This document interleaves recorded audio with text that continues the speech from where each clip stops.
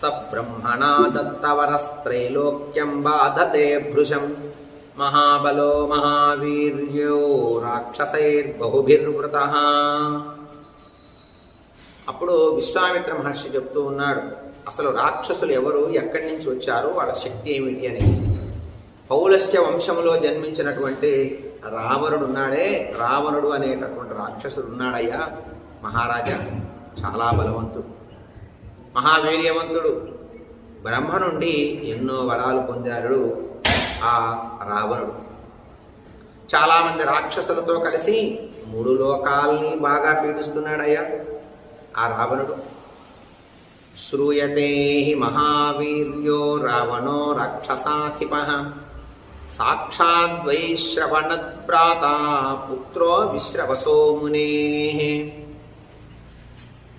మహారాజా, ఆ రాక్షస రాజు రావణుడు విశ్రవసువు యొక్క విశ్రవసుడు అనే ముని యొక్క పౌత్రుడు, సాక్షాత్తు కుబేరుడికి సోదరుడు. అంతేకాదు గొప్ప పరాక్రమం కలిగినటువంటి వాడు, నువ్వు వినే ఉంటావు అన్నాడు. యదా స్వయం నయజ్ఞస్య విఘ్నకర్తా మహాబలః తేన సంచోదితౌ ద్వౌ తో రాక్షసౌ సుమహాబలౌ మారీచస్య సుబాహుశ్చ యజ్ఞ విఘ్నం చ కరిష్యతః. అంతేనా మహర్షి, మహాబలవంతుడైనటువంటి స్వయంగా యజ్ఞాల్ని విఘ్నం చేయటానికి మహాబలవంతుడైనటువంటి రావణుడు స్వయంగా యజ్ఞాల్ని విఘ్నం చెయ్యడు. కానీ అతని చేత ప్రేరేపింపబడినటువంటి రాక్షసులు ఉన్నారే, మారీచుడు సుబాహు అనేటటువంటి 2 రాక్షసులు యజ్ఞాల్ని వీళ్ళిద్దరూ ధ్వంసం చేస్తూ ఉంటారు. యజ్ఞాల్ని ఎవరు చేస్తూ ఉన్నా వారు రావటం, యజ్ఞ విఘ్నం చేయటం చేస్తూ ఉంటారు. వీళ్ళు రావణుడి పాలనలో ఉన్నారు.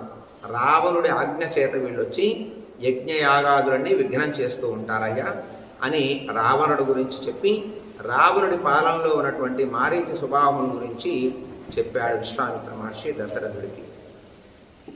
ఇత్యుక్తో మునినా తేనా రాజోవాచ మునిం తదా నహి శక్తోస్మి సంగ్రామే స్థాతుం తస్య దురాత్మనః.